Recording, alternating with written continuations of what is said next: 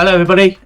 Welcome back to Fourth Tier Fever. Hope you all are doing well. Town lost, and that is the end of this week's Fourth Tier Fever. Thank you guys for listening. We'll see you next week. This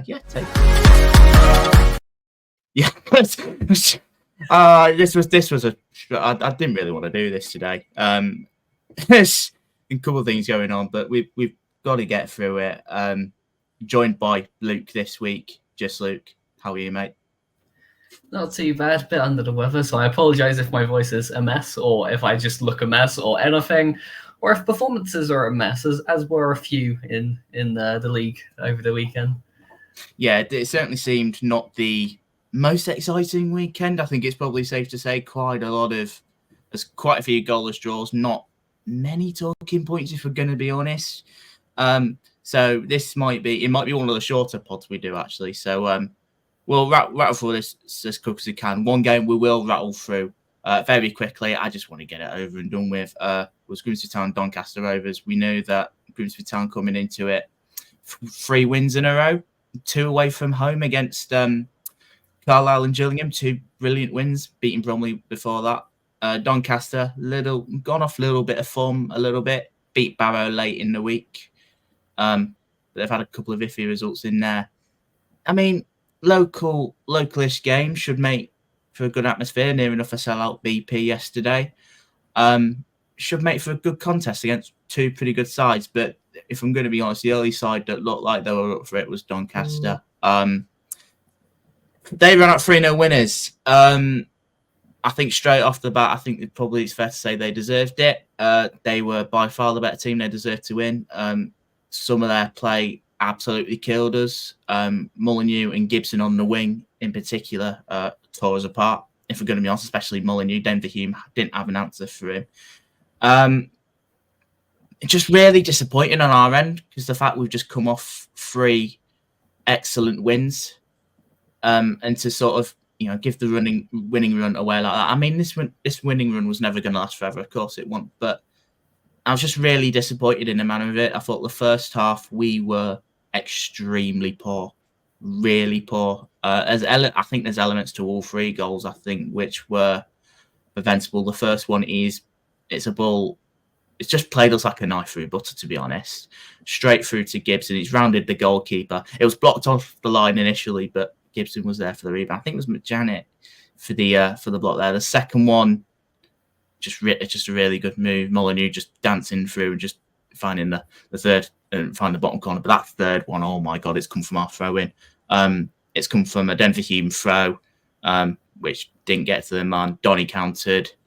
I think it was like a cross in which was dealt with horrifically by Harvey Rogers. He claimed he slipped. He claimed for a foul, actually. I think he slipped, in which gave Gibson his second and Donny's third. It was a good finish, don't get me wrong, but I'm really pissed off at Rogers. I think both, he's booked quickly in succession there. I believe they were both for dissent. And if that's the case, he's let himself down there. I was full of praise for him on Tuesday night for quite a lot of the team, but he's let me down there big time. And then that second half is an upfield battle in which we got better, but it didn't really look like we were really going to threaten. We had that one chance from Cammy Gardner. I think he probably would have. I think another player might have scored it. It's probably unfair on Cam, to be fair, but I think he's got to score it. A couple of other options. I think as a game as a whole, I don't think for our side, I don't think there were many players that were anywhere near up to it from Tuesday. It's somewhat understandable. I do look at these 2 games. I do look at this game and just look at it. The fact that we have travelled to Carlisle last week and back, travelled to Gillingham and back in midweek. So there's maybe a case in which we're perhaps a bit tired, a bit leggy. It certainly seemed it in a play. We were very sluggish, very sloppy, just quite wasteful, I think, when we had the ball. There's not really much of an excuse because I know we can play much better than that. I thought the officials were absolutely appalling as well yesterday. Again, not the reason why we lost. It was our fault why we lost it, but my God, they were horrific. Some of those decisions were just baffling. I think it's just one of them. I said it on my Twitter. I think it's one of them. We're just push it to one side and go again. This winning form's been great. It's been great for confidence. The fact that I think we're 10th after 10 games, if you'd have said that at the start of the season, I'd have been very happy with it. And I still am happy with it. It's just about how we respond from that now and get back to winning ways. I think we probably could have done without this game on Tuesday. I think it's just a big hindrance. The amount of injuries we've got at the moment and a couple of players. I think Rodgers will obviously be missing for Salford. I think Greeny might be as well. I think he picked up his 50-yard card. So again, we've got even less bodies for Salford next week. It's all about response. But I know this team can do it. So yeah, I don't think it's the time for calling for the heads to be gone or to find them a week's wage. I think it's probably one in which I think they need an arm around him. And just think, right, okay, this run's been great. Yesterday was nowhere near where we want to be. But, I've always said that, I've said last few weeks in particular, we're going to have good days and bad days. Just was quite clearly a bad day. But it's about how we respond from that. But again, taking nothing away from Doncaster, they look a very good side. I think they'll be right up there. I was really impressed with quite a lot of their play yesterday. What did you make of that? Because I think it's much I need to say it, to be honest. Well, yeah, I think if anything, it's just a snap back to reality after a really good result in midweek. But I think ultimately, I was saying to you beforehand, I think if you'd looked at Doncaster and Gillingham as individual games, you'd be like, right, from those two games, we're going to get 3 points. You'd probably take it, to be fair. So it is a poor performance, and I can understand why you'd be disappointed with the nature of it. But it's not the worst thing in terms of the result. Yeah, of course. No, sorry. On the Doncaster front, I think this was them back to their best. It was, they were brilliant going forward. They were attacking with pace and precision. And they looked to threat every single time they sort of entered the final third. It's the perfect sort of away day, really. You've got 3 goals, 3 points, and the clean sheet. Obviously, the red card wouldn't have helped. It obviously makes it more difficult, but those are the sorts of performances you need to see away from home if you're planning on being up there at the end of the season. And I'm really starting to like that combination of Sterry and Molyneux out on the wing. It's looking really deadly. Yeah, I think that they pretty much look like everything you'd probably expect to have to be a top side in this division. That's what I certainly saw with Doncaster. As much as we were sloppy, they absolutely killed us at times, especially in the first half. Sort of took their foot off the gas a little bit. They knew the game was done. There's a couple of things I just want to just quickly point out just on us. I think there's something about playing Doncaster at home. I think we've played I think it might be the last 4 times we've played him at home in the league, and I think we've shipped 16 goals. There's something about them that I really just don't like, and the fact they just destroy us every time. I was fearing the worst after 10 minutes when I went 2-0 up. I thought, oh no, it's going to be 5 again, isn't it? But I think we did well just to keep it to 3, to be honest. But like I said, I think we improved a little bit second half, but just with too little too late. Quickly, yesterday also saw the return of Harry Cliff. Now I was on about in a week, how much he's scoring the winner, there's going to be something like that. He didn't score, thank God. Although I'd have probably have left the stadium if he'd have got one after half time. A bit like my mates who left at half time, to be honest, but I didn't. But I don't know. It was a weird reception. A lot of fans booed him. A lot of fans sort of cheered him a little bit. I remember putting in a chat. I was a bit annoyed actually. Town tweeted about that picture of welcoming back to BP. I can somewhat understand it, but at the same time, I see it as an opposition player.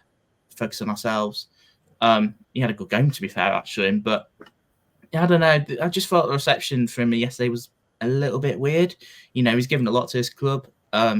He's a boyhood fan as well.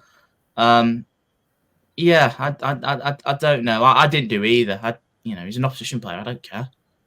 I've got a lot of respect for Harry. He's been, like I said, he's been a good servant to us.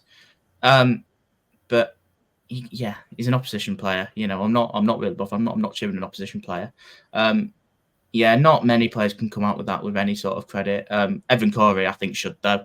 I thought he was pretty good again yesterday. He was putting in some challenges. He was trying to find space and play the balls through. he's had a great few weeks. Like I said to you the other night, I'm really excited for the future of him. But credit where it should to Donny. Good side, tore us apart, good win. We should probably touch on Gillingham. Actually, we thought that that they were poor. I thought in particular they were poor against us in the week. And then they went to Crewe, who were doing pretty well, albeit lost last time. I think it was at Newport, and they won 2-0. Again, it looked pretty comfortable. It actually looked pretty comfortable. Actually, they won 2-0. I think Shiloh, Tracy with both. Gillingham had 19 shots, but 1 on target. I think it probably says everything you need to know. 2 really good finishes from Tracy. That second one in particular is off the post.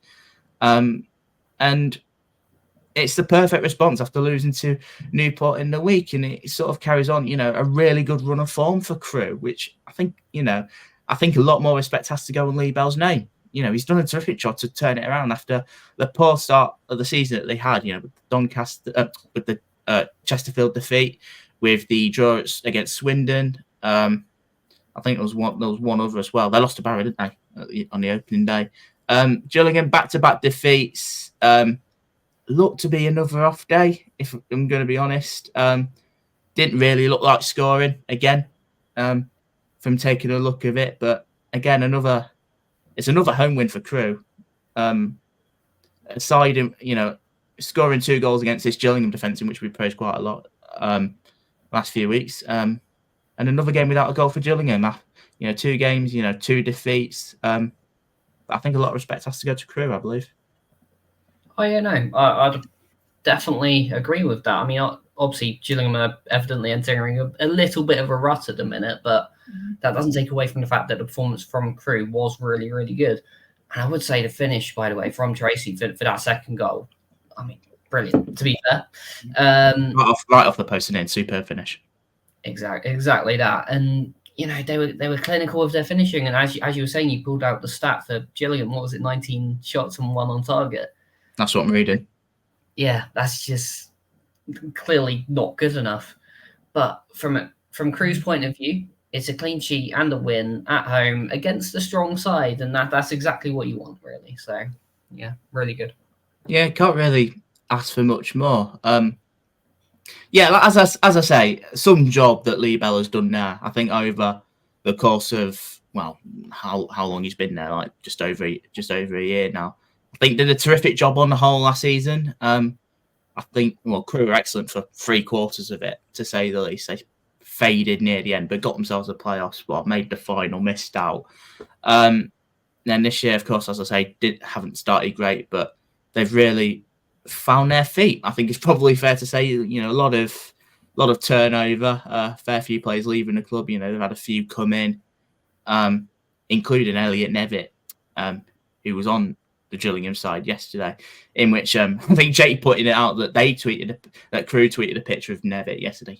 Just utter woke nonsense. I don't care. I mean, I don't like it. There's a place for good players at football clubs, but there's a time and a place. I don't think match day when they're on the opposition is the right thing, because they're probably going to score. Albeit it wasn't the case with Nevitt. It certainly wasn't the case with Clifton, thankfully. But no, Gillingham, I think they've had a good start to the season. That's something we have to say. 2 defeats. I mean, Tuesday, I didn't think anyone saw coming. I didn't, being a Grimsby fan. And then Crewe, I think they've caught them out at a decent time. They've sort of just, I think these last few games just lost their touch. Is it the fact that they've played quite a few games, perhaps, but they've still got the quality in their squad to really hurt teams. I do look at their next game, actually. They've got a pretty good chance of getting back to winning ways. They've got Accrington at home. Their next game I see that as the perfect opportunity to get back to winning ways, albeit Accrington won yesterday, which we'll get onto in a minute. But what do you think it is with Gillingham at the minute? A couple of games, without winning, goalless games as well. A few goals were conceded. What have you sort of just made of them just at the minute? Little situation. Nothing. I don't think it's anything too major at the moment, but they'll be hoping that gets rectified pretty quickly, actually, with their squad. Oh yeah, absolutely. And I think the one thing I wanted to highlight from that was the defending for the first goal. I mean, first to give the ball away so easily with a poor pass, but I actually want to highlight Armani Little in that situation. He was originally placed particularly well to see what was going on. He saw Tracy running into the box, and he thought, you know what? I'm not going to mark him. And then he sees that Tracy gets the ball. He's like, oh, I suppose I should probably defend now. And obviously by then it's too late. And it's just getting the basics right. I think there's maybe that slight laziness, that slight sort of drop in sharpness at the minute that sort of caught Gillingham unaware, I think. And they just need to get that back, that little bit of fight going again. And I think once they get that one result, they'll start kicking on again, really. You sure you weren't just digging him out because he's former AFC Wimbledon? I wasn't going to mention that, but he is. Maybe that's where he got it from. Yeah, maybe. Yeah, I'd probably agree with that, actually. But like I said, I think, they've got an excellent chance at home. There's somewhat... No, that's just mine. Ignore me there. Yeah, I think they've got a good opportunity at home against Accrington next week, in which there's a good chance to get back to winning ways, score a few goals, because even though they won yesterday, Accrington are not the best of sides, so let's be honest. Again, I feel like people might see this as an Accrington Stanley hate podcast. It's certainly not the case, especially on my part, but yeah, as I say, a lot of credit has to go to Lee Bell, a lot of credit has to go to Crewe. I think for the players as well, full of confidence at the minute. They clearly did that defeat at Newport, the third, and they picked up another really good win. Another side that picked up a really good win, actually, is Port Vale. They're another side that are doing really well at the minute, going to Notts County and picking up a 1-0 win. I think it was Tully with the goal. It was someone in which he was a player I really liked from, I think he was an older shot in the National League. He had a really good spell there. I'm just checking if that was the case. He had long hair. Yeah, it is on Tully. Really good player, and he took his goal really well. It was a nice finish. It looked like one of those FIFA goals in which he's just a ball across the floor in the box, and he's just there to poke home. It was a nice finish. I think not huffed and puffed, couldn't find a way through, and Port Vale held out for a win.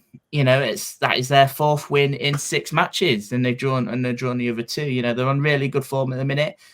Starting to pick up the pace for, I think, a little bit of a slow start. I think it might be quite harsh to say, but I think they probably could have been better with some of the results. But you can't really complain with with them being 6 unbeaten at the minute, very much in the playoffs, in a playoff spot. And yeah, they're just behind Notts County on goal difference. They're another side that've gone to Meadow Lane and win. Like I said, not many teams will do that. I mean, Gillingham have done that this season.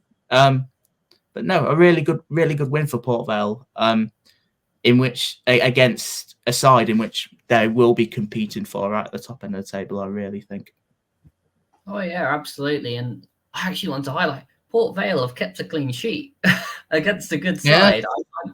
I'm very, very impressed with that because, I mean, in previous pods, I've been very critical of their defending and just not getting the basics right. But here they've actually gone away to a place that, as you say, is difficult to go, and they've kept it clean, which is great. And well, as you pulled up, the only teams to actually take points off Notts at Notts are Gillingham, and I think Fleetwood picked up a point as well. And at the minute, that's the sort of company you want to be in. You want to be among those sorts of teams. So that's a really, really big win for them. On the Notts County front, though, I mean, beaten far, far, far too easily by a direct play for me. Very lackadaisical defending, not at all a fan. And then it is this disappointing that they didn't actually go and get the goal on the flip side because, as we say, Port Vale's defence hasn't been anything special as such. And you would have hoped that the players that Notts have at their disposal, especially at home, you would have hoped that they would have at least got one. I mean, we've just been so accustomed to seeing Notts County at least get on the score sheet in some capacity. I have just been looking at their last 4 league games. Not disastrous by any means, but gone and lost to Gillingham. I mean, I don't think there's much shame in losing that. They drew with Morecambe. They were lucky not to lose that. If we look back the other week with their goal line, that with that goal and clearance in which was over the line. They beat Carlisle in the week. Good win. I mean, Carlisle can't buy a win at the minute. So it was good with them. And then they've gone and lost to Port Vale. Again, it's another good side. And I mean, he obviously had him, I think, for the Gillingham game. I'm just checking. Yeah, he was there. Did he play? I don't think he played against Morecambe. I'm led to believe. He didn't, no. And he's obviously missed the last two and he'd be out a little bit of time. But it's maybe the injury to Jody Jones has maybe affected things slightly. I mean, it's quite difficult to blame, certain results on one player. Of course, I mean, Notts have got a star-studded squad as they have. I mean, the replacement of Josh Martin, I think, looking at it on an experienced player for his age, he's not got bad pedigree, but he's no Jody Jones. Is there maybe a case in which they may be feeling the effects of that a little bit? I'm really not sure because, I mean, like I said, they've got some good players that can really hurt teams as well. Well, yeah, I'd say it's probably impacted them perhaps more from a mental standpoint because that is one of your standout players. But ultimately, as you say, they have all this quality in their squad. It shouldn't matter that one player is missing. If your entire star-studded squad can get dismantled by one player being out injured, then you don't have a star-studded squad. You would still expect this side to be winning games. They've still got Crowley, Jatta, McGoldrick, etc. They should be doing more with what they've got. Yeah, no. It was just something I was just a little bit iffy about because I could certainly see both sides of the argument. But as you pointed out, they've got Dan Crowley, I think is way too good for League Two. Jatta, I think, is an excellent striker. McGoldrick, I think, is, again, way too good for League Two on his day, albeit are we maybe seeing a bit less of that? I mean, we still know he's got quality. We've seen it with some of the goals he's scored and some of the performances he has produced. So I'm particularly not sure with that. Like I said, they're just huffed and puffed, but no way through. And you mentioned about the Port Vale clean sheets. In those 6 games, that was their second. The other one was the 1-0 win at home to Chesterfield, which is a good one actually, because I mean they're not short of quality themselves. But you've got to give Darren more credit. I think he's really getting it right at the minute, and they're getting results. Mainly, I think a bit of both. I think there's been teams in which they've beaten quite deservedly, and you probably see results like the Accrington 1-0 or 2-0 down, in which they didn't look that great in that. They're taking results by hook or by crook at the minute, and that's a sign of a really good team. So he'll be pleased with that, and Port Vale will be really pleased with their run. They've obviously got MK Dons next, so it could be an interesting one to see if they can make it 7 unbeaten. But we'll see what Scott Lindsey has to say that one in the next week. We will go to Scott Lindsey's side now, actually, his new look side. MK Dons 1-1 draw at home to Tranmere Rovers, the late Tranmere goal. Well done. You've conceded to Tranmere Rovers, who haven't scored in the best part of a month. Talk us through that one then, Luke. Yeah, I mean, it was a poor game in general, to be fair. I think all in all, a draw was probably just about fair. I think it's just the nature in which it happened. As you said, last minute equaliser. Obviously, at that point, you kind of hope we'd close it out. But I will say our opening goal was quality. Joe White, that was a fantastic finish, just inside the box from left to top right corner. Absolutely fantastic. 2 goals and 2. And I mean, I think the players on our end have just looked a bit tired, perhaps. And I think that comes back to what Lindsey's been saying in his interviews at the minute, that this team isn't fit enough. And that is entirely because of the style of play we've had before under Williamson, that we were expected to play quite slow anyway. It was slow tempo, not much pressing, maybe the occasional one-man press with the striker, but that would be about it. Whereas now we're expected to do this relentless press all game, 3-4 men at a time, And of course, that does take its toll over the course of 2 or 3 games, with that being his 3rd game in charge, Saturday, Tuesday as well. So I think we'll welcome. Well, it's not a proper break because we do have a game in the EFL Trophy, but we'll enjoy the chance to rest at least a few of our players.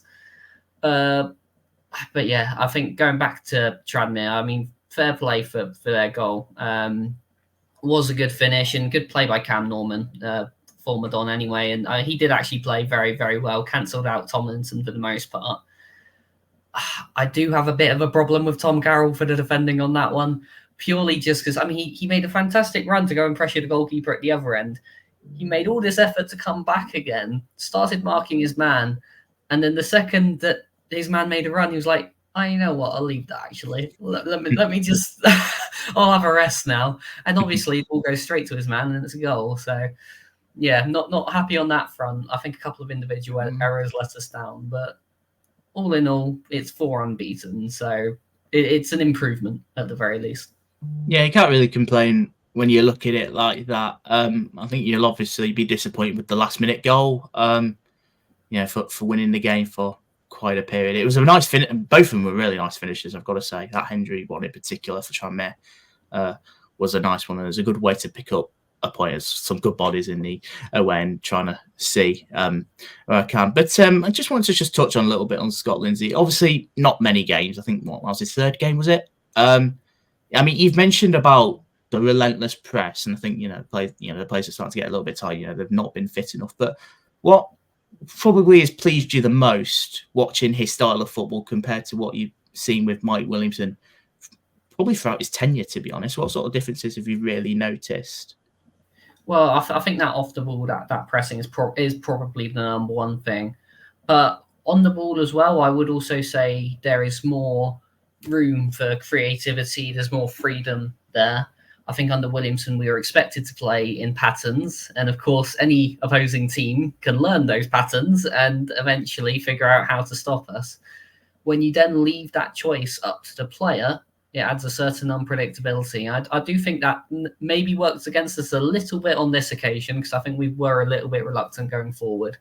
But against Bromley and Harrogate, at the very least, I think it did make a real difference, and we were starting to see more creative output. And I think that's something that will continue to happen. The more games we get under Lindsey. Yeah, and I think, the more games you have, I think that obviously the fitter those players will be in that system, and I think the more accustomed they'll be to it. But, I mean, I think it's probably a better point for Tranmere. I think, they're away from home, last-minute equaliser.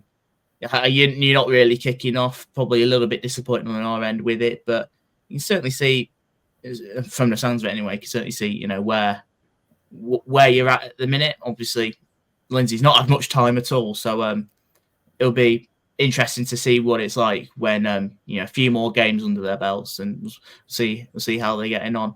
Tranmere, as we've all know their issue has been scoring goals. I mean, they did get one yesterday, albeit very late, but it's got themselves a point on the road, which was like I said, I don't think many of them are really complaining. I think we said it, a couple of weeks. I think 10 games in now. I think Tranmere might have. I think they played about 10, but I think they've been very underwhelming. I think a lot of people have thought they'd be quite not up there as in like top 3 or anything like that, but certainly a push towards the playoffs with the with their form, especially second half last season under Nigel Atkins. Maybe probably a couple of factors in that. Losing Rob Abt is obviously huge, and I don't think they've replaced him anywhere near at all. And we've lacked about that. And we've also talked about their quality in their squad. I don't think they've got as much, I don't think they've really got that much of them, going to be honest. I don't think, I look at some of their players and I still question where they're going to hurt teams, where they're going to get results. I mean, they don't concede many, it's one thing we've always said. But, they need to score a hell of a lot more. But yesterday certainly a start. Hopefully now, they can hopefully find that little bit of consistency where they can go and get a few goals. I do look at their next few games. They've got Bradford next, then they've got Bromley, and then we obviously go to them. Grimsby on the 22nd. So there's probably opportunities there for goals, especially against Bradford. No, that's unfair on Bradford because we can see goals for fun at the minute. But it's just whether they can keep it up and, if they can find that another gear, I think, for some of them, because I don't think they've been quite there yet. Is it the style of management? Maybe. The recruitment? Perhaps, maybe. But we have to see what comes with that. But I think they'll be more happy with the point yesterday, if I'm going to be honest. A team in which will be happy with a win.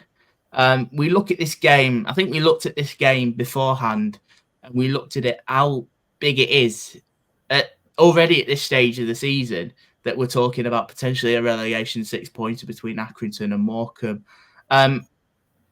Accrington won 2-1.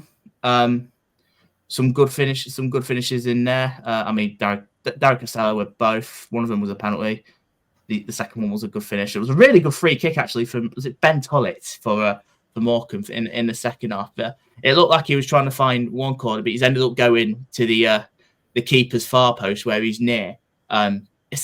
It reminded me a little bit of Dimitri Payet against Crystal Palace, a tad bit, albeit they didn't have like 8 men in the wall. But it was lovely either way. But it was the two sides in which, both of them haven't won. They've been struggling to get that win. I mean, we've said that Morecambe have been close, but not quite close enough on occasions. But Accrington were the ones that came out on top. And Derek Adams' interview yesterday in particular was quite damning. He was far from impressed, especially with that first half. I think he brought them in for training today. I think he was that annoyed. But it's not a good look either way, I think, for Morecambe. We know that they're getting there, but there's still a lot of football to play, but this is not a result they'd have wanted. I think localish rival as well probably might have played a factor, but the fact that they probably could be a relegation rival, I think how sloppy they were first half.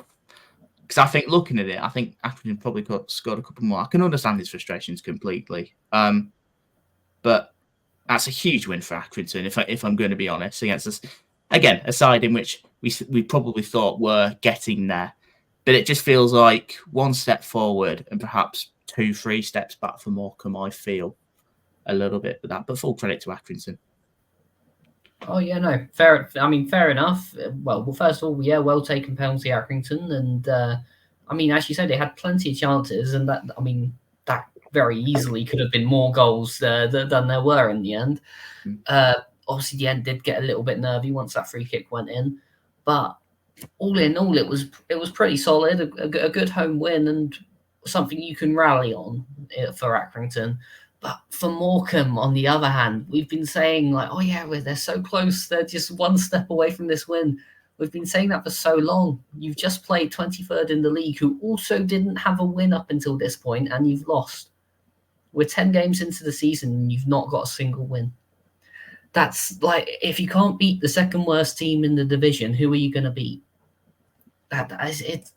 If we have any Morecambe fans watching, I'd love to know where you think your next win's coming from, because at the minute, I honestly couldn't tell you. It's really, really poor. But that's what I've been saying about Accrington. The fact that we probably could be looking at it with Morecambe now. Let's just say 10 games in, 4 points. I mean, the draws they have had have been quite impressive, actually, in the manner of some of them. But the fact that they haven't got a win yet, we've played very nearly a quarter of the season already. The fact that they haven't got a single win yet is a massive concern. And we know that, we've seen this quite a few times with clubs. It takes a hell of a long time to get going. And when they do get going, it might be it probably will be too late. We have maybe questioned, Morecambe's quality.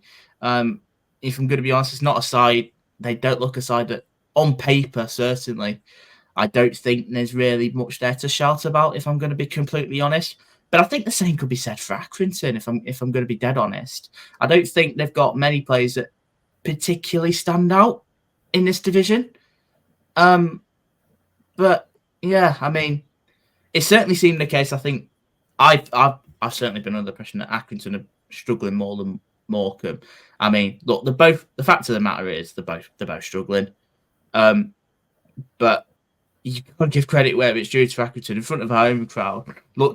They looked more up for it than what Morecambe did, looking at it. And I think local derby-ish as such is not a good look for Morecambe. It's really not. And they need to break their duck eventually, but there's only so long you can keep saying that before we look at it and think, oh shit, maybe it might be too late here. But they're quite lucky that there's only 10 games. There's still time to turn it around. But I'm not sure where or when that will be the case. I mean, we know what Derek Adams is. People have got all sorts of opinions on Derek Adams, but one thing you can't deny is a fantastic manager. It's had some real success at a good level of the EFL pyramid, and the first 5 games lost 1-0. Certainly seemed unlucky in quite a few of them.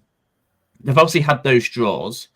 Like I said, there's some good draws in there. Coming back against Colchester, coming back against Fleetwood. They should have beaten Notts. I am under the impression that they probably should have got more points, but they haven't. That's a simple thing about it. They haven't. And yeah. I mean, look, as I say, they've got time to sort. They've got time on their side, but I'm just not sure they've got the particular quality for it, if I'm going to be honest. A couple of tough games coming up now. Oh my god, I've been looking at their fixtures actually. They go to Barrow next, and they've got MK, and then they've got Wimbledon, and then the game after that they've got Chesterfield. That's not an easy run of fixtures at all. It could very much be 4 defeats. I genuinely think that could be the case. But you've got to give credit where it's due to Accrington. I mean, we've been under the impression, I've certainly been under the impression that I think John Doolan's probably not the right man, and hasn't been for some time. Obviously, since the departure of John Coleman, I just wasn't sure if that was the right appointment. The jury's still out. One spring doesn't make a summer. With that, I mean, it's a good win, but we'll see more. They'll be hoping they can kick on now. And that's really the start that they needed, although they've got to go to Gillingham next, and that's not a tough game.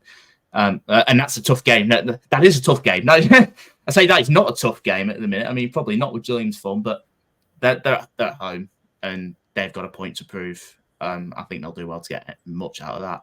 But you've got to give credit where it's due. I mean, it's taking the time. They've played 1 game less than Morecambe, but they've got that win in, like I said, what already seems quite a huge game down at the bottom. Because if I'm going to be honest, I think that's around that position. I think both teams will be, if I'm going to be honest. We'll head for a quick break. There's not really much great deal to talk about with the rest of the games. Quite a few of them were goalless draws. There's a game on Monday night, but once we get back, there's one team I want to talk about in particular. Let's have a chat about Swindon Town. We'll be back in a moment.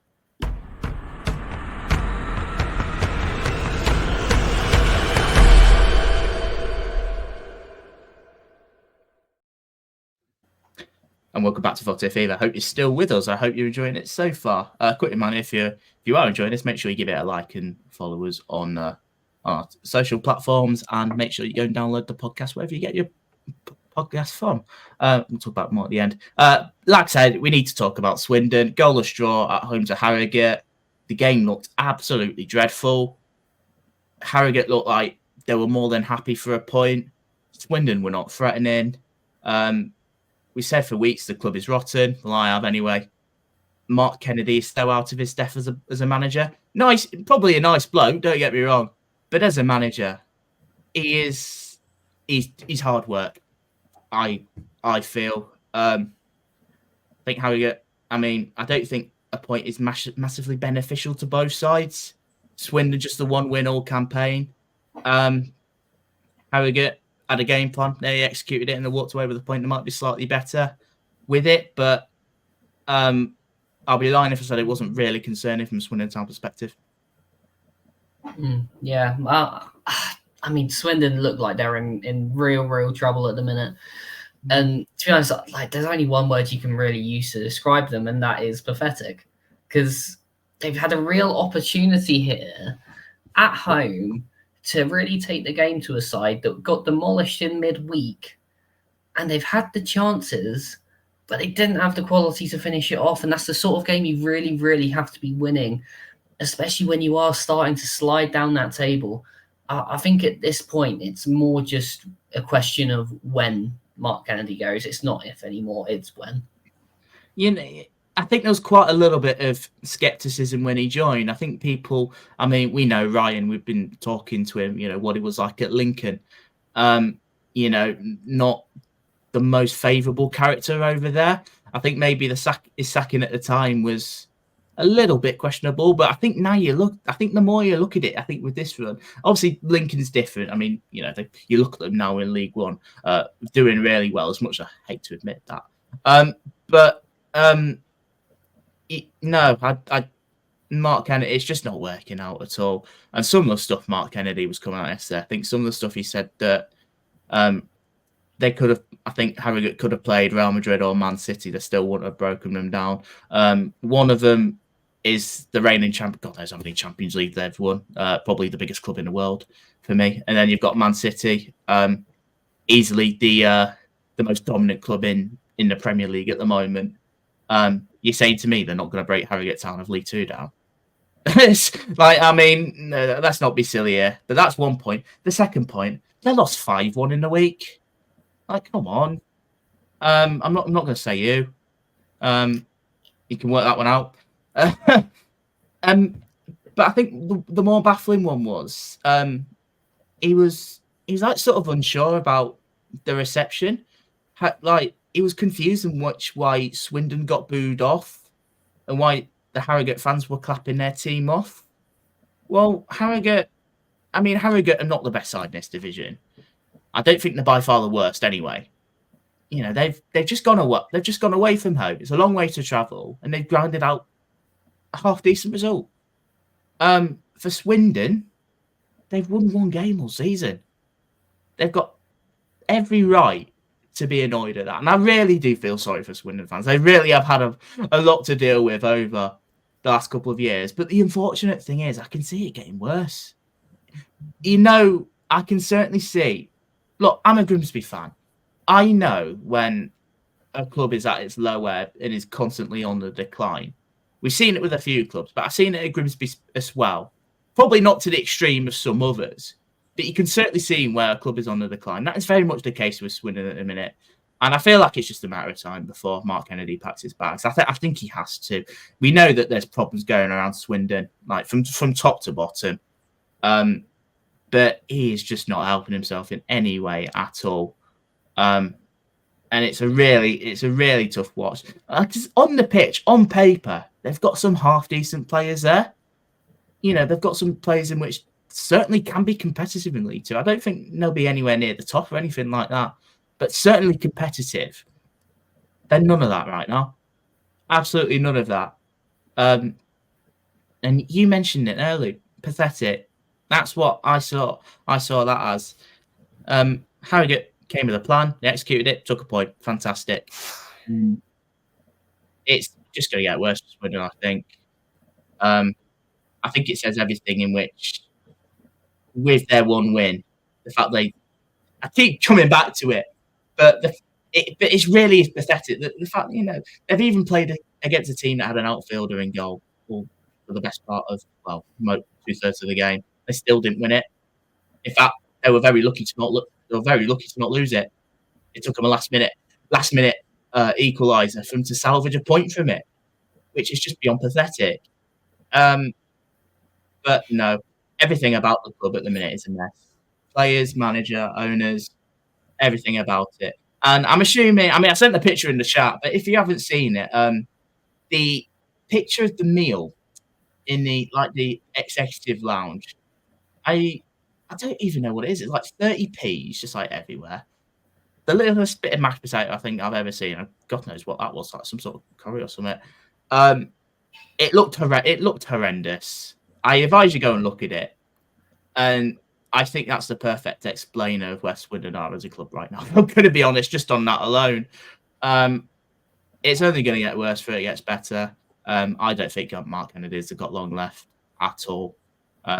If I was a Swindon fan, I'd be calling for his head as well. I've seen a lot of them are. But the problems do run deeper at Swindon. They just do.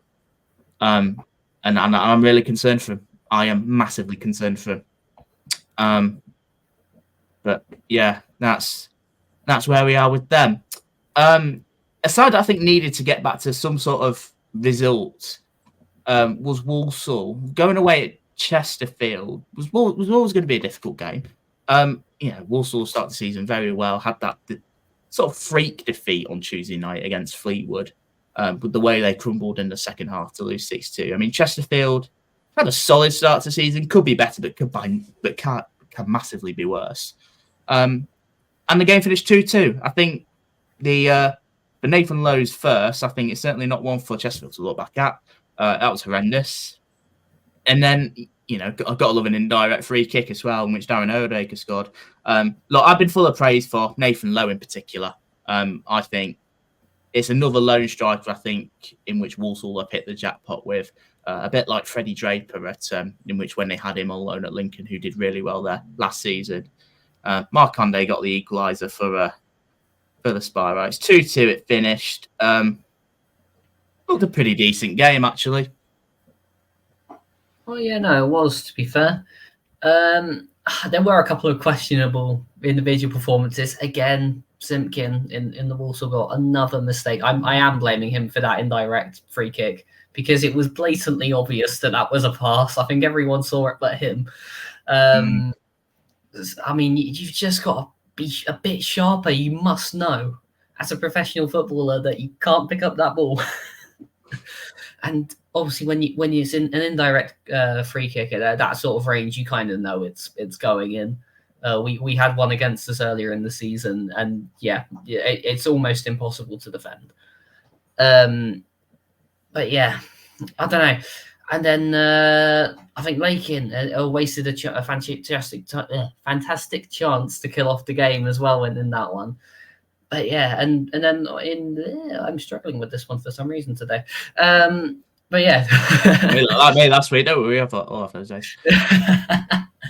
But yeah, in terms of Chesterfield, it's an embarrassing mistake for the first goal. There's no reason to be so lazy on the ball in such a dangerous position.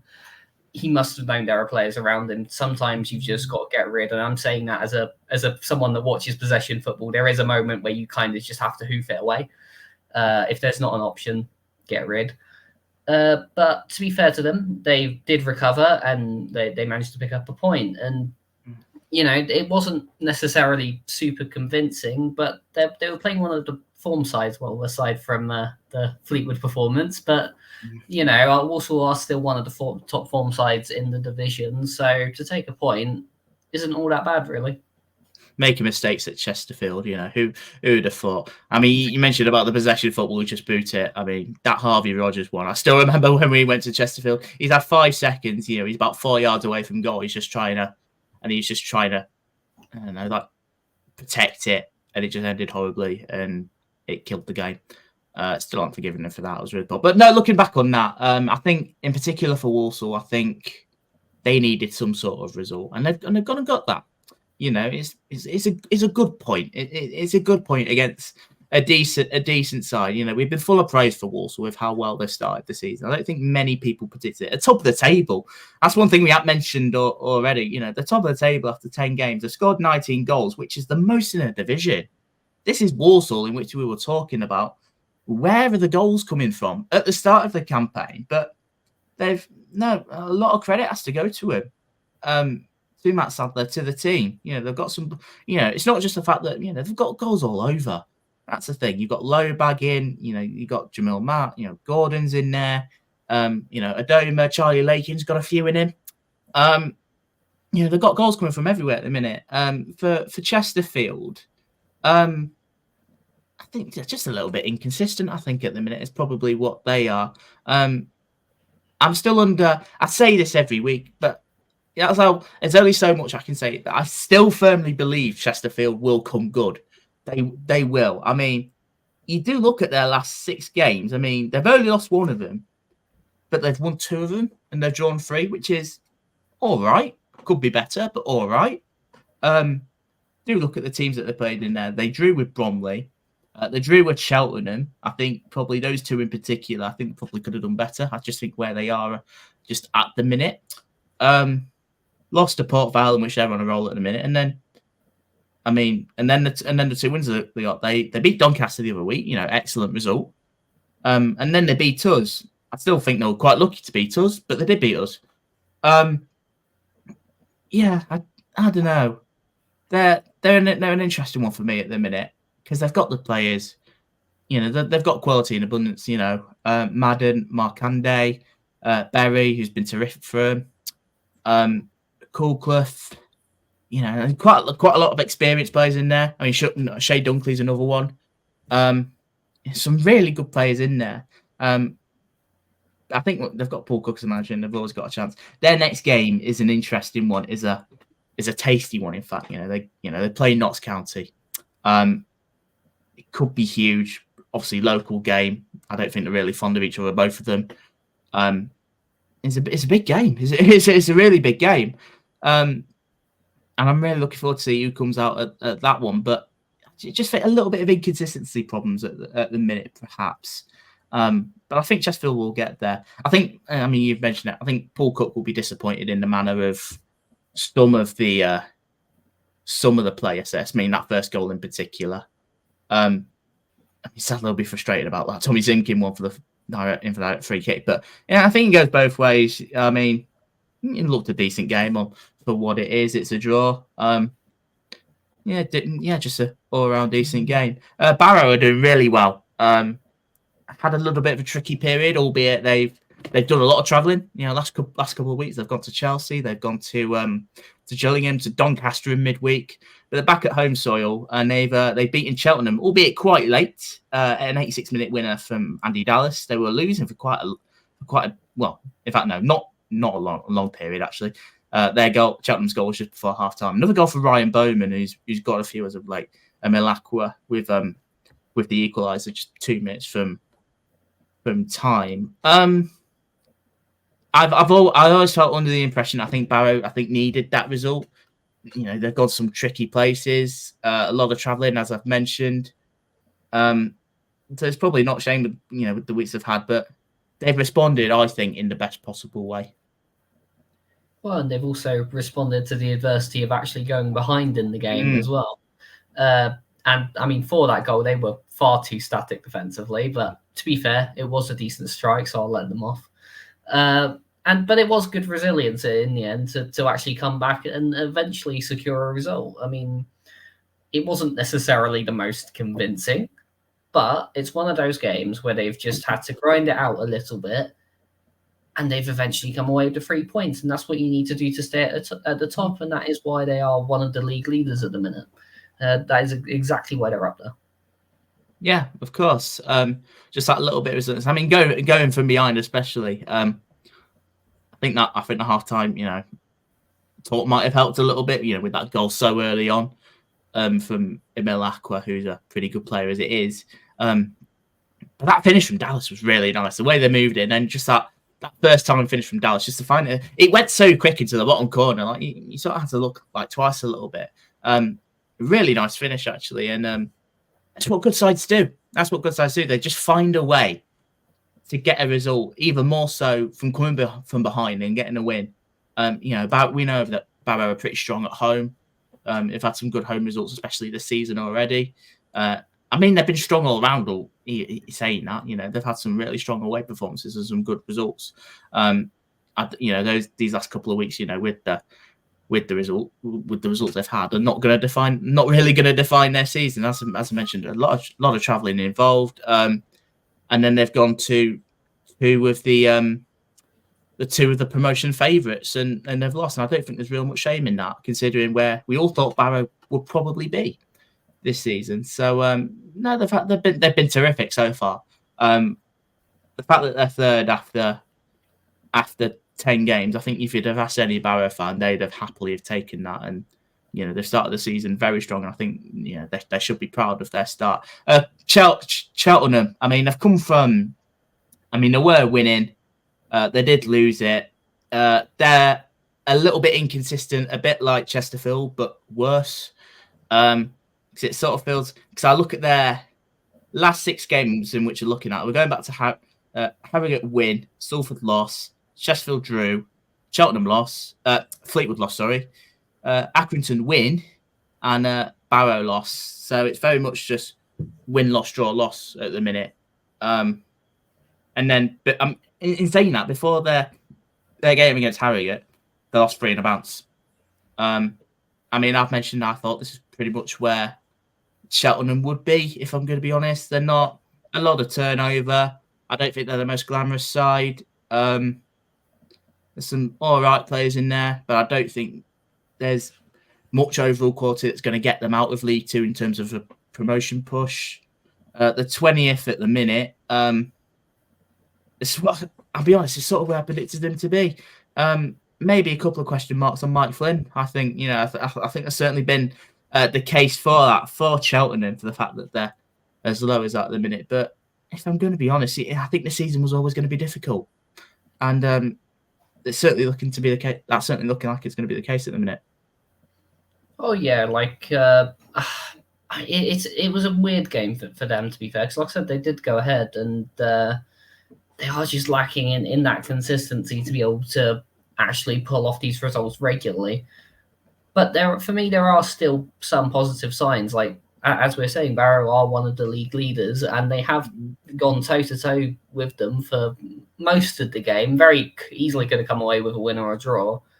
And ultimately, they have lost, and it is a late one, which is always disappointing. But there are positive signs. The only concerning thing for me is the fact that they've conceded to 2 crosses, and that's clearly something they'll just have to look at defensively. But it's not the worst position for them to be in. Although they are very low down in the table, it's not an awful result, I don't think. I mean, they've got results in them. They've certainly got goals in them. They're doing it nowhere near enough at the minute. And I do look at some of those games that they have had. I mean, they've played Salford, who aren't that great. Harrogate have not been that great, although they did win that. I mean, Accrington, they did beat. I mean, Wimbledon, AFC Wimbledon, they're all right. Walsall are doing well. Grimsby, we're doing all right. I mean, Newport, they're doing all right. A good win for that one, actually. I mean, it's not like they've played, particularly bad teams either. Although their next game, I just found out, is against Swindon Town, so that's a guaranteed 3 points for them, the way they're going at the minute.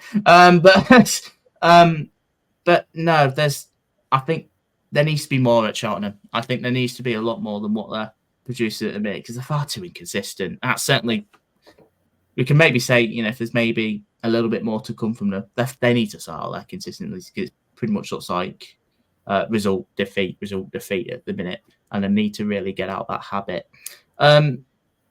I mean, look at the next couple of games. I mean, they're not the most glamorous. Salford won late. Jake's Delight not here again. They won it quite late against AFC Wimbledon. I mean, stats-wise in particular, not the most glamorous of games. Salford had 7 attempts to AFC Wimbledon's 4th. I had AFC Wimbledon to win on my ACCA yesterday, and I saw it, I think, at about 70 minutes, and I think they had about 1 shot, and that was off target. I thought, yeah, this isn't coming in, is it? But they've left it late. An uninspiring game, but the 3 points is all that matters to Salford, and they've gone and got the win in what is AFC Wimbledon's first league game for a little bit, because they've not played for obviously quite a couple of games because of their pitch. They're back at it, and a defeat for them, but not the most inspiring game, but it's one that Salford probably won't really care too much about in the grand scheme of things. Yeah, it's one of them. I think both sides were sort of lacking in quality going forward. There were chances, but it was just the one moment of quality that did prevail in the end, and that happened to fall for Salford. I would actually probably say, in fairness, I probably think AFC probably had the better chances as well, and really should have done more with it. But ultimately, that is it, innit? If you don't have the quality on the day, eventually you will be made to pay for it. It is poor from them, in my opinion, to go and to Salford and lose, which, again, I've read it, we did the same thing. But, I think, especially because they're fresh as well, they haven't had all these Tuesday, Saturday fixtures going on constantly. They should have really been able to attack that fixture and make a statement, and I don't think they have at all, really. Yeah, I think with the talent they've had out in particular as well, it was really disappointing for them. I did expect a little bit more than what they did offer. I thought Salford's goal in particular was really well taken. Good finish, good move. from their winger. But yeah, I just expected a little bit more from Wimbledon. I think they probably did have the best chance of the game, actually, bar the goal. But yeah, just really uninspiring. I've certainly seen that as the game anyway. But Salford have come away with the points there. Maybe a little bit of a, I say hangover. It's not really much of a hangover though. I don't really know how to describe it. I mean, they played Newcastle in the week, lost 1-0. Good effort by all accounts, actually, at St James's Park. But they've not played a league game in a week or two now. Obviously, because they've had back-to-back home games postponed, which looks like their pitch is nearly done by looking at it. Yeah, maybe it's a little bit of that in which not quite up to, but they're still. I don't know. It's a tough one to really say at the minute. But yeah, it's not. Doesn't seem like the most inspiring game, but it's all for the got the points, which was probably needed because they've had by no means the best start to the season themselves. And the fact that they've got that win makes me a little bit more nervous for us to go there next week, actually, knowing that they are fresh of a win. With a heavy defeat that we have, in which we're probably missing. Well, we will be missing quite a few players next week. So yeah, good win for them. It looks like AFC Wimbledon's home game against Carlisle will go ahead.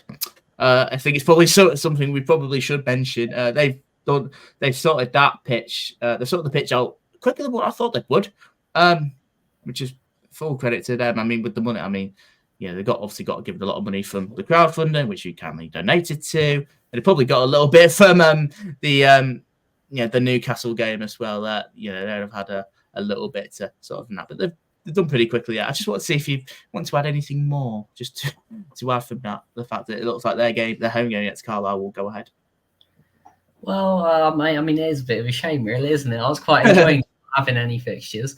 I was hoping the fixtures might all pile up into one end of the season and then they would have struggled. But, I mean, if they want to just keep losing 1-0 in the last minute, that's perfectly fine with me. I just wanted to get that laugh out of you, so that's why I did that. 2 more games to go through. They're both goalless draws. We'll start with Colchester, Carlisle. Colchester, I think, are just really infuriating at the minute. They've drawn quite a lot of their games. They have the threat. They have the manager. We know there's a good team in there, but they've just been drawing a hell of a lot of their games at the minute. I think for Carlisle, it's probably a better result for them. It's they've got another point on the board. Away from home against a decent team. I think a clean sheet will probably be something Mike Williamson will be pleased about. But yeah, I mean, as Colchester in particular, I think looked like they had the better of the game, the better of the chances, but they're just really infuriating me at the moment, if I'm going to be honest. Well, yeah, as you say, they had probably the better of the chances, and they really should have been able to at least score one, especially at home. I mean, they were relatively comfortable defensively. I think Macy's had to make one very good save, but aside from that, there wasn't too much to be all that worried about. It was just a lack of quality going forward, and you look at some of the chances that they had, they really should have scored at least one.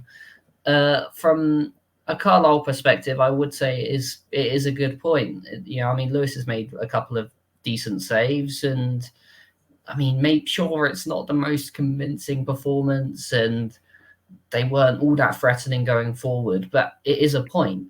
And something that happened often with Williamson at Dons was we'd either win or we'd lose. That would be it. There wasn't an in-between. But sometimes if you can't win, don't lose. And that's what they've done. And I think it's probably a point away from home against a decent side. I think Colchester is certainly not the end of the world. I think certainly with the run of form that Carlisle have been on, I don't think they'll be too upset with that. If I'm going to be honest, clean sheet in particular, I think probably might be something that they will be pleased about. They conceded 19 goals. I think I'm right in saying that's the most in the division. Alongside Accrington, they've conceded the most alongside them, albeit Accrington have played a game less, actually. So I think they'll be a little bit more happier. It's just for Colchester, it's just turning them draws into wins. They've played 10 games this season. And they've drawn five of them. They've drawn half their games. It's just finding that way just to turn a draw into a win. I think is something they're really struggling at the minute. I think, but they've got the quality in their side to do it. I just don't know at the minute. It's a really interesting scenario that they've got because they've got players that can hurt teams. Tavide, Taylor, Payne, and a couple of others as well. Scully, there's another one. Teddy Bishop. They've got good players there, and they've got a good manager there, in which has had success at this level. Maybe taking a little bit of time for them to click, perhaps maybe too long, but you can certainly see that there's a decent team in there, as I've said. But it's just trying to find that, little bit of killer instinct to kill a team off and just to get that win is something. It does seem to be a little bit of their Achilles heel at the moment. They've got Cheltenham next, in which, by all accounts, at home, is a decent opportunity. I think it's probably one in which they've got to make count, really. And it's certainly more than doable, I think. But I'm just really frustrated with them. I think it's probably safe to say with their fans at the minute, because, like I say, there's quality there, and there's something that they can do. The final game that was played yesterday, Fleetwood, Bromley, both sides had chances. Bromley had some pretty good ones in the first half in particular. Fleetwood had a couple. Didn't seem, again, the most thrilling of contests. Albeit it was quite a lot of shots. I mean, I think from what I've seen, especially with the highlights and such, probably a fair result. Yeah, probably about fair enough. I think you got two sides there that have effectively cancelled each other out. As you say, both had chances and just lacked the quality in the final third to find a finish, get that shot on target. I think Bromley will probably be the happier of the two sides, given their form and given that they're away at one of the sort of top end sides. So I think in terms of Fleetwood, they'll probably be a little disappointed in that sense. But I think on a positive note, I think both sides can, they can take the clean sheet, and it is still a platform to build on, and point to point, isn't it? At this stage, as long as you keep building, you're good. I think in Bromley's case, I mean, a point away from home from Fleetwood, who have had a pretty decent start to the season, you look at it and, it's a good point. It's a really good point, in fact, actually. That Fleetwood, I think, have one of the better squads in the league, and they've got players that can really hurt you in a certain system that seems to be doing all right at the minute. It could maybe do a little bit more. They are a little bit meh at times with a couple of their results, but they do look a really good outfit at the minute. I think they will be in the playoff hunt at the very least. My only concern with Bromley was the fact that I think that's now their 7th, 8th game without a win. It's not like they've drawn the last 3. They are getting there a little bit. But I make no secret of the fact that I think they are finding it a little bit tough at the minute, just to get that win under their belt. They have played some pretty decent sides in that time. In all fairness to them, they've played a high-flying Crewe side at the minute. They've lost, Notts County, they've played them. We've played them, we're okay at the minute. I want to believe that anyway. That's what I firmly believe. But, last 3 in particular, MK Dons, first game under Scott Lindsey.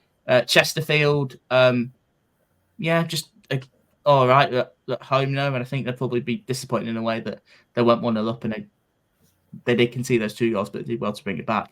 I think yesterday keeping a clean sheet is probably not the end of the world. Good result, as I say, away from home. Just a little bit concerned at the minute. I just think they need that goal, but it's not like it's very different to obviously Swindon because Andy Woodman's got a lot of credit in the bank. He's probably not going to be gone anytime soon, unlike Mark Kenny. I forgot his name there for a minute. Swindon, we don't hate you, by the way. Don't think of it like that. There's only Swindon fans listening. But I think the longer this goes on, I think there's more concerns that maybe with Bromley a little bit. I thought they'd be a little bit better the way they started. I mean, they had those 2 wins at the start of the season. I think it might have taken a little bit everyone by surprise a little bit. Like, hold on, these could actually maybe do us something a little bit this year. But they have struggled ever since, and they've got a tough one there next game. They've got Walsall next. The league leaders away from home. It's another difficult game for them. But their luck's got to break up. Their duck's got to break at one point, at some point. But I don't know, it just seems frustrating, I think, on both sides. As you say, I think Bromley will be the slightly happier just. With Fleetwood being at home and with how well they're doing it, especially on the back of their 6-2 win at Walsall the other night. I think they're a little bit frustrated. Again, not the end of the world. You know how Bromley set up, how they play. The big side. Not much gets past them, and it certainly you could maybe say that it sort of felt a little bit like that. If it's just a little bit more ruthless finishing, I think from both sides in particular, it could have won that. A couple of decent saves from the keepers, but yeah, an interesting one that. I don't know. As I say, I think Bromley's slightly happier. I don't think by much, though, if I'm going to be fair, if I'm going to be quite honest with you. There is a game on Monday night. We'll just quickly look at it. Bradford play Newport. I said I think it was the last pod. I think this is a big game for Bradford. They've had a couple of iffy results. I think they haven't won in their last 4 or something like that. And I stand by it. I think we know that, I went in quite deep on Bradford. I think the other pod in which I think there's a little bit more problems up at board level. Not really so much to the extent of Swindon, because that's just a different level over there. But it's just more of lack of ambition is probably what I'd describe it at Bradford at the minute. And they've not won in their last 4. They've drawn 2 and they've lost 2. They're back on home soil. I think this is a game in which they have to really get a positive result, because I think if they don't, I can honestly see a few question marks coming over the head of Crewe Alexandra. That's just my honest truth, especially with a club like Bradford. And we see that they're not really that club that gives managers a hell of a lot of time. If I'm going to be honest, because I think the side of the club where they are in the division they are. I think Newport they've had a decent start to the season, bit hit and miss at times, but I think they could probably be pleased with their season so far. And I think if they get any sort of result, I think it probably will be pleased. But I think if you're Newport, I think it's probably a good opportunity to really do something there, albeit Bradford are at home. But I think there's a real good opportunity there. I'm not sure what you think. Well, there absolutely is. And, you look at the league table, if Newport get a win against Bradford, they're flying. So it's a bit of a crunch game for both teams, really. It could really help shape the table. I mean, don't tell Kieran, but I'm really hoping Newport lose this one, just because that would then mean that all of the host teams of fourth tier fever, all 4 of us will be within 3 points of each other. So I'm really hoping that happens, because that will make next week's games quite fun. But no, going back onto the actual game, I think I would expect Bradford to win this one like you say, back at home. But I would still expect it to be a tight contest. But like I said, I think with Bradford not having a win in 4, they need to make a statement at this point. I think they're doing it. It's not going to be an easy game by no means. I really do hope Bradford win it just for the sake of Kieran. He's been going on the amount of times he's gone on this season, how much he hates Bradford. Look, I'm going to be honest, I'm not Bradford's biggest fan. But Kieran's is another level by the sounds of it. What I would see an Andy Cook 90th minute winner against Newport, that would be nice. But no, I think, like I said, I think Bradford will, they're back at home. Probably a game that they should be aiming to win. But I also see, I think Newport, it's a chance in which they can go get a result there, because Bradford are by no means the best side in the league at the minute. They're by no means the worst, but they're just not the best at the minute. And I think it's probably a decent time to play him, truth be told. I mean, if I'm going to be honest, I think over the last couple of years, other than that year they made the pass on the Marquise, I'm not sure when it is a bad time to play Bradford. I think this is just what this is just what they are. I feel. There's a good team there, some good players, but I've not been convinced of them at all at the start of the season. I think maybe the win at MK Dons maybe at the first game of the season, maybe thought, right, hold on, this could be Bradford here. But no, they've really petered out. They've had some really poor results in there. And going back to that, I mean, it's not like MK have been the best so far this season, but Scott Lindsey now, doing his thing, load of time. But no, I've been really underwhelmed with Bradford. Newport have pleasantly surprised me a little bit. I do feel like it's a case in. I do feel like it might be a little bit of a free hit. It sounds wrong, but I don't think Newport will be too upset if they lose, if I'm going to be honest. But at the same time, I do think it's a good opportunity for them. As I say, with I think how vulnerable I think Bradford are at the minute. So, I mean, it's a game I'll watch, but I'll be honest, it's not one that really gets the blood pumping. If I'm going to be honest, it's not one that gets me super excited. But it's an interesting one. I'm looking forward to see what's that. I mean, just for Kieran's sanity. I mean, like I said, I hope they lose just for that. But I won't be surprised if Newport go there and get some sort of result. I really wouldn't be surprised. I think that's the end of this week. Not the most glamorous of weeks, as we stated. A few 0-0 draws in there. Not a great deal of talking points. Truth be told, we'll be back next week, of course.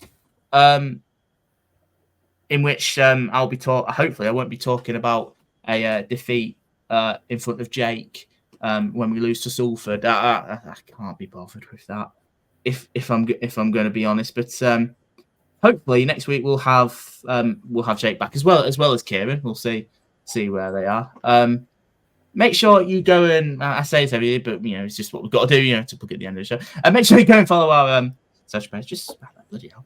Make sure you go and follow our social media pages. Follow the Twitter. Subscribe on the YouTube. Download the podcast wherever you get your podcasts from. Spotify, Apple. It is Apple. I've checked. And yeah, just thanks for your continued support on the pods. They've been great, greatly appreciated. We do enjoy doing it, although I do admit today was a little bit of a slog. It seemed like it probably might have been the case with Luke a little bit. Certainly seemed it with Kieran, who he said that he's ill, and I think Jake's gone to sleep because he's been at work quite early this morning. But just giving away to everyone's just personal life. How awful of me. But no, we'll wrap it up there. Luke, anything from you before you go? Yeah, no, just thank you everyone for tuning in. Be sure to check out all our socials and interact. Let us know what you thought. Are there any improvements you want to see us make on the pod? That sort of thing. Do you think my opinions are diluted or anyone else's opinions or anything? Just let us know what you think. We're always happy to interact with you guys, and yeah, it's just your continued support is fantastic as well. So yeah, thank you very much. Yeah, we want to do obviously different stuff as well. And that's hopefully something that we will probably look at in the near future instead of just a podcast. Maybe perhaps a couple of videos thereabouts just on certain stuff. Maybe I don't know. We just any some sort of any ideas you potentially have or what you perhaps you want to see.